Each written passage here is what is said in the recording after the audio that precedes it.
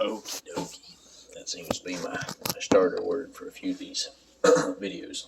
So I'm going to do my best to multitask and also speak with a little bit of authority, speak with my chest while recording some of these thoughts because, man, they've been coming this morning. And I think it's partly due to some fantastic dialogues I've been finding myself a part of within this community that's kind of been, how would you say? I'd say forming around me. And that isn't saying that I'm at the center, more so that I'm finding myself as the observer in these communities, as an entity within them, as someone that's seeing certain rewards come from them. So that's why I say coming from around. The communities are influencing me and how I've been thinking. And I also would say a major thing, or especially as of recently with my enlivened attitude or excitement for recording some of my thoughts. Or I always say this, my thoughts, but I can contend that they're not solely mine nor originate here now. I think they're kind of distilled across time, especially in like story and such, but that's another tangent that I'll maybe dive into another time. But hopefully you can hear me. I gotta fill the sink to do the dishes, so I'm gonna do my best to speak even more with my chest. But so some thoughts that have been coming to mind are more so excitements are getting a damn motorcycle, because buddy, are them things cool. And it's interesting because it seems that for a minute, like I've kind of been around them half-ashish kind of way, with like my brother being very big into motorsports, more so the dirt road or dirt path kind, and motorcycles being more the paved path kind. But that's enabled me to be around those things. Also, kind of being introduced to some of these mountain biking trails, so a little bit of familiarity on two-wheeled transportation devices, or toys, two-wheeled toys. But there is a wild hair that is up my ass right now, and my mom's boyfriend Fretnot said, well, you better pluck it before it starts to tickle. And buddy, it's been a tickling. Beyond that, well, not beyond that, within that, I've been doing some deep dives on these son of bitches, and I've been finding myself, this ties back into that community element, finding myself around, well, peers that have motorcycles. And, well, I've been trying to think about it rationally. I've been trying to recognize that this wild hair might come with a few bit of emotions of excitement. And, well, I think I got the sink on me. I think someone's in the shower, so they're probably not too big a fan of me right now. Which also leads to the assumption that someone's going to be coming running out of one of these rooms, and, well, with a little bit of an aggravated temperament. So I'm going to pause on the water, which might enable me to be heard a little bit better, and explain why the hell this damn thing keep draining. Jesus. Poor gasket. Damn piece of garbage. Motorcycles, emotions, wild hairs, excitement, trying to utilize some sensibility. But you know, there's a saying, like, I think it's some philosopher said, he's yet to come across much data that indicates that people are rational creatures. And you know, I completely agree with that. I mean, there's plenty of things that are sensible and not right, and there's plenty of things that are right and not sensible. And that ties in well with people, because there's plenty of people that are well, rational but not sensible, and there's plenty of sensible people that, well, don't utilize rationality. And that's my play on words for this segment of thought. Now I'm gonna return to the motorcycles, because buddy, they're on the horizon, that's for sure. And I wanted to share my excitement about it. Where that is going to lead to, I'm not sure. Let's find out.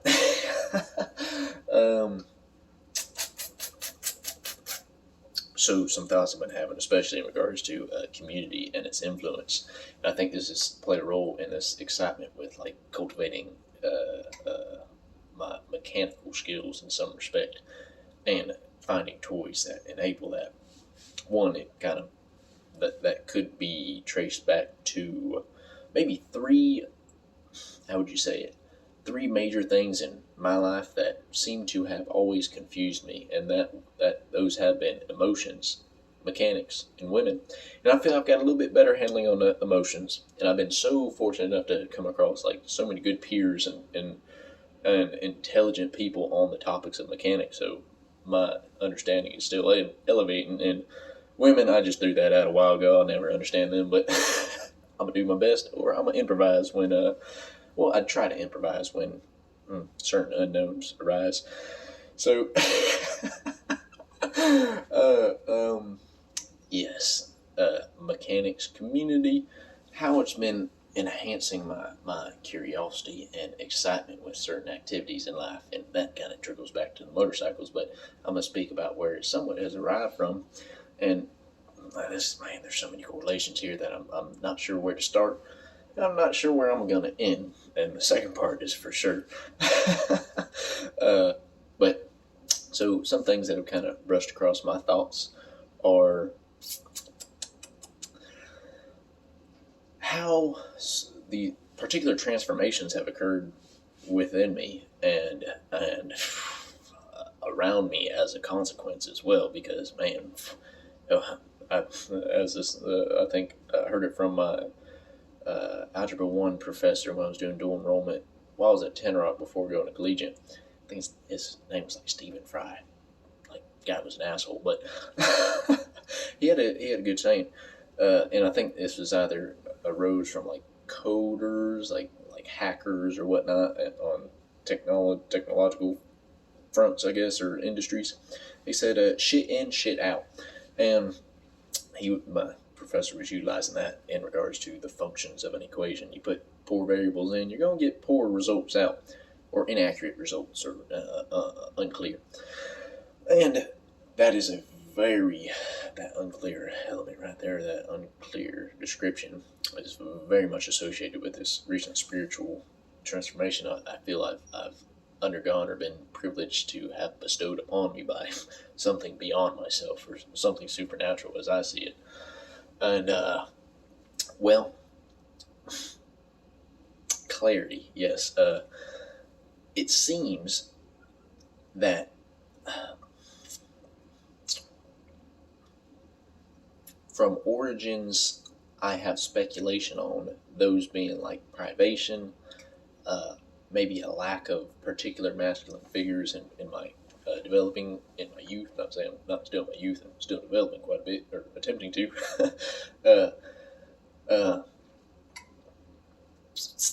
There was an absence, one, of resources, and there was an absence, two, of inability to navigate the resources that are only available to you, or are limited in their availability. And I'm gonna walk and talk, do my best, because I'm assuming that hot temperament individual might come out from the damn dishes. or affecting the water temperature in the shower for messing with the dishes. See, that clarity thing, it matters. But masculine figures, lack of resources, and how those may have played a role in, God damn it, right out here, played a role in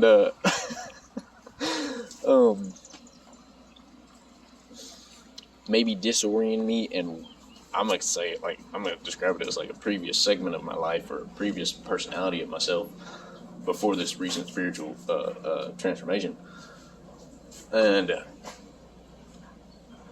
I think those certainly blurred the playing field on how my mind worked, or the lens at which I perceived the world was very low resolution, very like scratched up, or not buffed well. And I think that was, I think the buffing part would be contributed, drawn from a masculine role model to bring some form of order, which has kind of naturally been the consequence of where my efforts and interests have lied as I've maybe sought out a better orientation of myself, and that is finding like good role models. And I've been fortunate enough to find an exceptional amount, especially in the communities I've been lucky to come across. And some of those role models have certainly been of well, feminine favor. But it's I think the masculine, I guess, in the major symbolic interpretation is the thing that brings order, and the feminine is the thing that brings substance and unlimited or shapeless potential that is shaped by the masculine. Metaphysics aside, for the time being, well, they're probably going to be included somewhere down the following chain of thoughts, but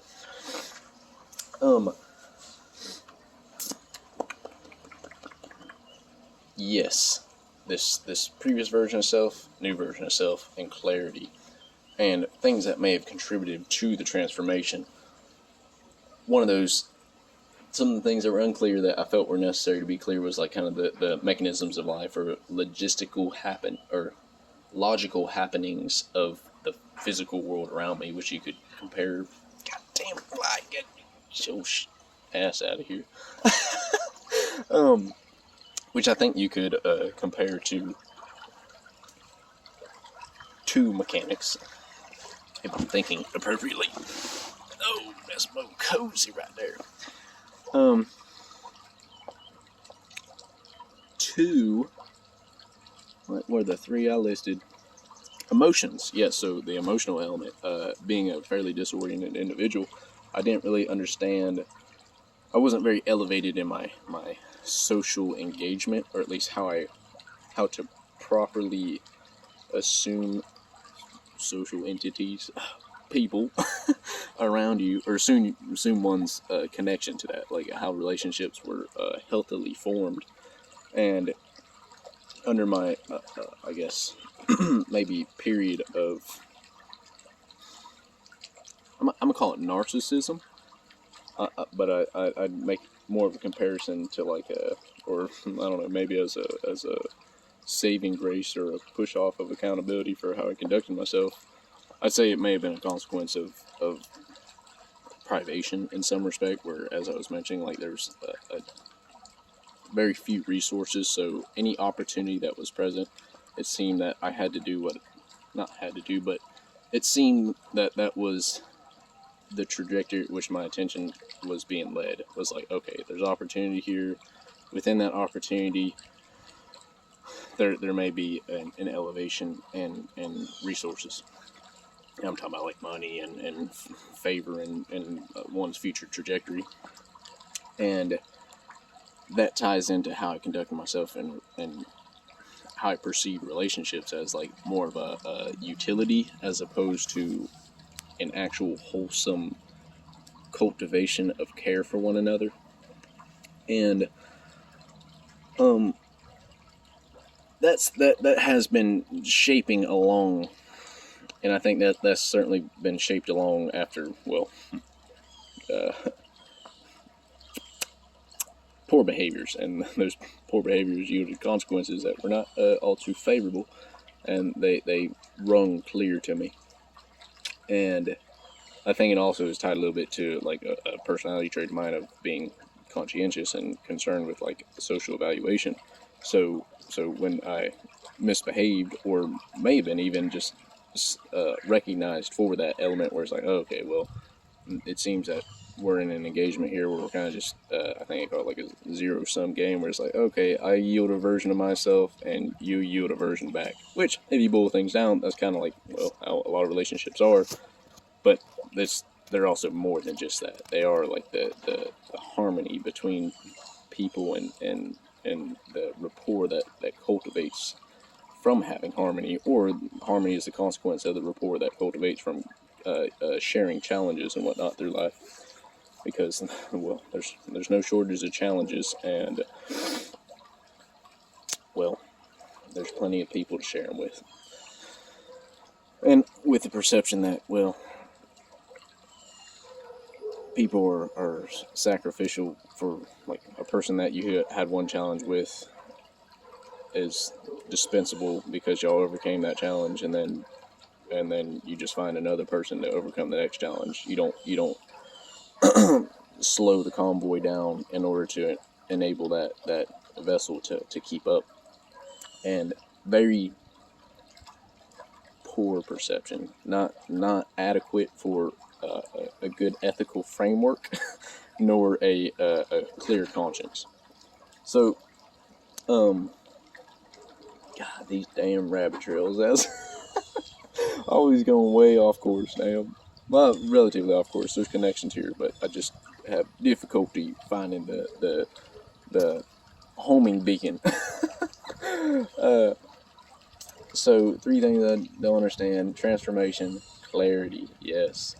Yeah. It seems as I started to rein in those reevaluations of emotional connections.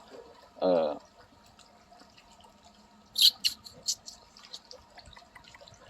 my social engagement and patience and alertness towards certain mannerisms began to increase or augment.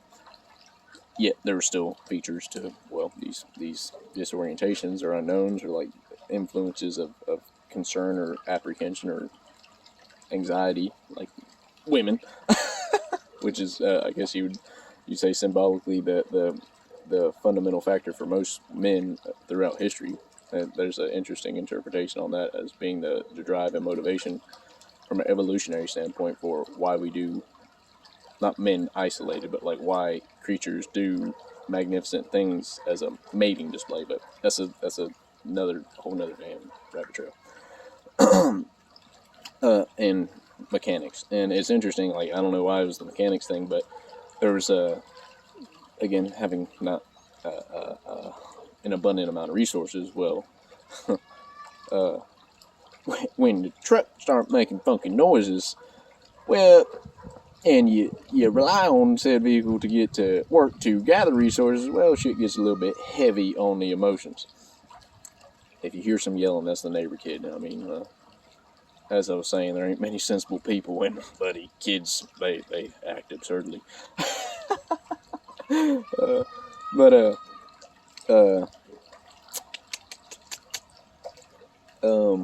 mechanics, yes. So truck started running funky. This ties in with the community element too, and I'm being with the crew I work around, and in the trade I work around, we're welder fabricators, so on and so forth. Well, I'm certainly coming to be more competent at it, but I have a lot of learning to do, so I'm not going to claim the title or position as like exceptional at, or like, how would you put it? I mean, I consider myself well enough at it, well enough. Beyond that, I'm in a peer group where people are pretty inclined on such topics, and it seemed as with this coworker that it was hard to build rapport because I was coming in as a new guy, and my focus was so heavily on like, excuse me, on just sticking to the task at hand. Try to be social, but like I'm kind of not. Again, I can't, coming from collegiate and college, I kind of like was socialized more in a white collar environment, relatively speaking. I mean, a lot of my family members are blue collar, and a lot of the jobs I work like in between summers and shit like that are kind of coming up, not as like career paths, but as consequences of needing income, have been blue collar. So I got experience in professional etiquette in that field, but I don't have a lot of mechanical knowledge and things that are pretty relatable to my peers in this work environment. And this issue with the truck permitted an opportunity for a relationship to cultivate. For one, it serves my for myself, it serves a deep curiosity on, well, how things function, and not having a relationship, I guess you could say, to help guide me into understanding things is one of the ways in which, how would you put it? It certainly is a threshold between like learning capacity, I'd claim, for it seems that, well, you learn.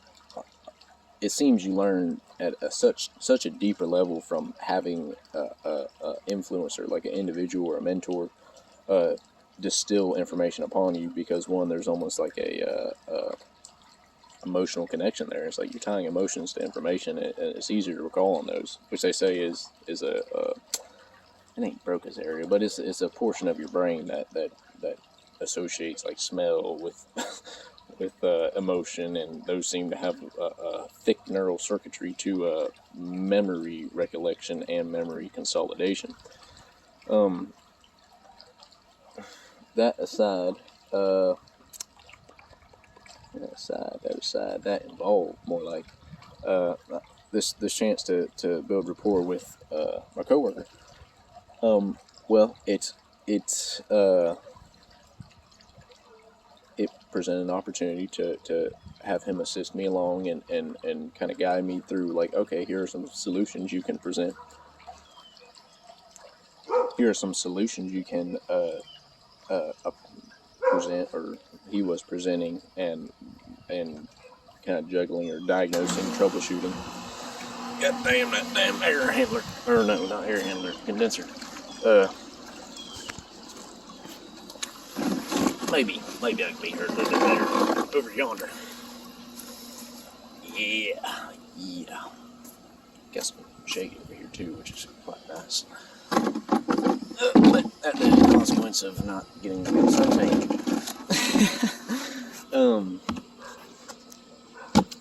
Yeah, so coworker giving troubleshooting for me, and also assisting me in fixing this huge unknown and concern for whether transportation device is well belonging to the junkyard or something sustainable for down the line, where it's like that doesn't have to be an exceptional expense that, well, dwindles the resources further that already are pinched.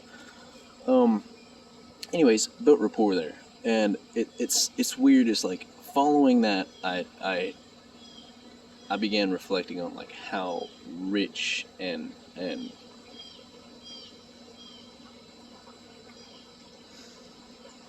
how precious like your community is, or one's community is, and the people around you. And I was reflecting on specific people. This specific people, like I'll make mention to, I guess, their positions in portions of my life, but fuck it, I hope privacy ain't too much of a concern. But my professor, I'm setting the car by the first name, so maybe people won't know how she goes at school, but Amy, my college and careers advisor, Zach, I'm calling him by the first name, and one of the people that certainly played like a feminine role model for me, old Gabby. And I was thinking about the people I've met at Habitat, and like how like certain figures out there, they don't have to be there. They're not getting paid, and they're very, people see them as just critical and bossy or whatnot, but like they're very concerned about like how these homes come together, and they kind of play like a guardian angel for these people who are like putting in work and putting in hours to get these homes, because they come from like very similar, if not worse, conditions of like privation. And man, I was heading down right. I'm gonna speak about this spiritual experience. I'm gonna address it like as it unfolded almost. But I just left the gym. I ran into somebody that I would not had expected to run into on my typical routine from leaving the gym, going to the racetrack, getting drinks, coffee, all that stuff, and then heading to Habitat. And that was kind of neat. I was like, oh, that's cool. It's like, dang, there's people that, I appreciate this person, old Nathan, for his personality and like his interpretations on things. It's like when you Jordan Peterson says, if you think somebody's boring, you're the boring one, because you're not paying proper attention. And God, is that true? Because if you look deep enough and if you're curious enough, you will find so much richness in the people around you. And I think that's exactly what was coming to my realization. That being that there's greatness so close to you, and as I'm gonna speak about the location, because this is like seared into my mind. It happened about a month and a half ago, but it kind of was building up with these realizations and thought alignments, I guess you could say, that kind of tuned me into maybe the sensation, I guess. Maybe that was the cause of it, I'm not sure. But what sort of happened was, I was riding down Rifle Range, I was reflecting on these things. And I started kind of like tearing up, emotional, and I've done that much more frequently here as of lately. And one other time when I was reading the book of Ruth, where I kind of had a very similar spiritual like experience, but not of the same magnitude, the book of Ruth in the Bible. And riding down Rifle Range, reflecting, tearing up, and breathing gets heavier. Tears flow a little bit more. And I start to think, like, man, there's been low periods in my life where, well, it seemed there's a I think some other philosopher or thinker, I can't quote the name, but he said, if you boil down every decision in life, there's only two. There's the decision of certainty, and there's the decision of possibility. And possibility is unknown. It's the you could say it's opportunity, you could say it's the feminine chaos. And the certainty, or the shapeless potential that you can connect to, like the feminine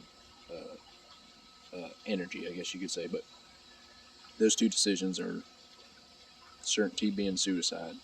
You make that decision, and there's no more decisions after that. And the sorry, I'm emotional.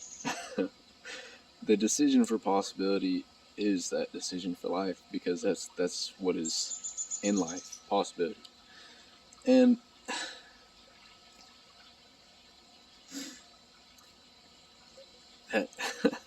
that all hit me in that moment, like, especially in that spiritual event, supernatural event, however you wish to describe it. I thought about that. I was like, in those times where like suicide was, I say it quietly, but where it was like heavy on the mind, and there's been a few times, but like it's sometimes closer than others. And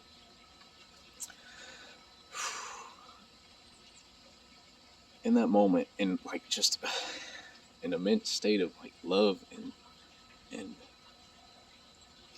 emotion and gratitude and closeness to something closeness, something close to me, it felt like something beyond me. I thought something so similar to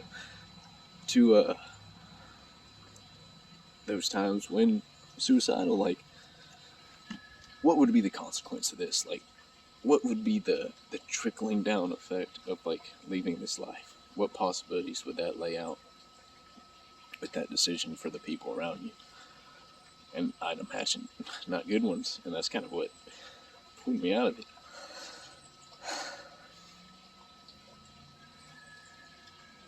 But in that like spiritual moment, I felt something very similar, like almost the same line of thinking, like, if I died right now, the exact opposite like thought came upon me. It was that, like, if I died right now, everything would be okay. Like, it's not a concern to bear. And I think that was like a product of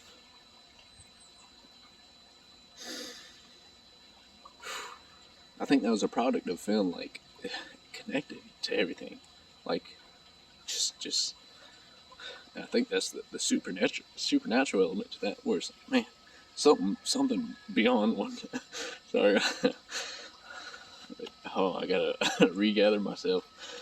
Something beyond oneself was certainly making oneself feel like they were a part of something beyond. And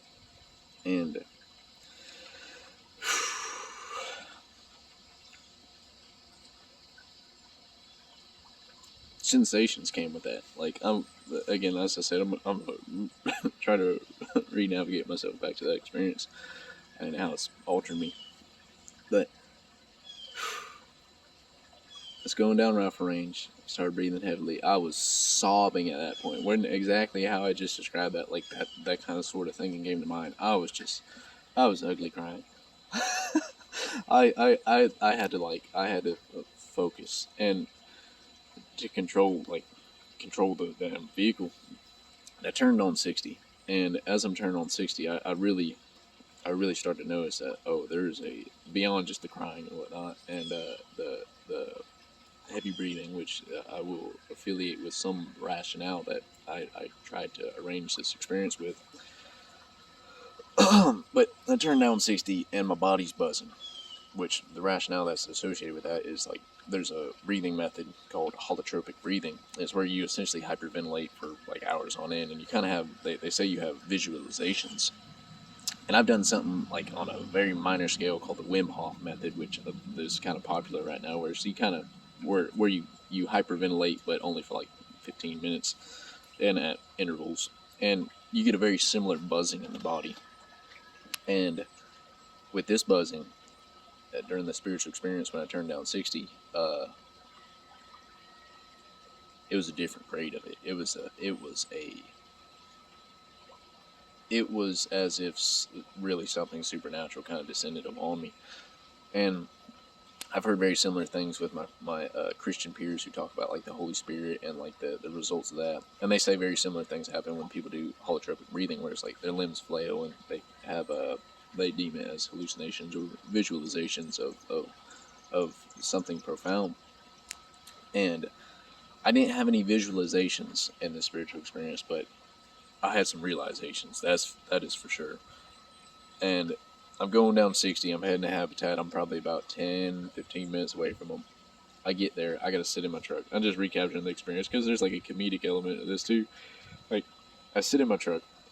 I'm thinking, oh, I got to regather myself. Fortunately, I show up early, so like most volunteers ain't there. There's only one of the figures that I consider like a guardian angel, Bob,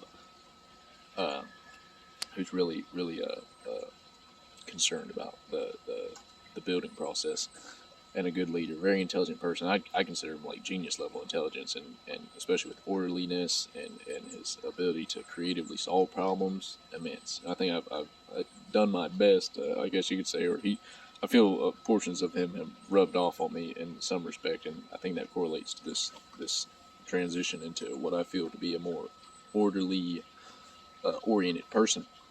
But that aside,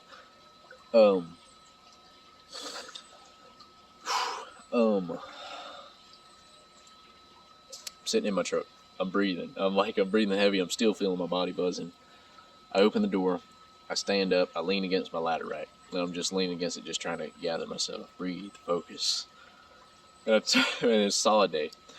And I was like, all right, I'm so damn tired. So I turn around, lean against my seat. I'm not sitting in it, but I'm kind of just leaning against it, door open. And I look at fucking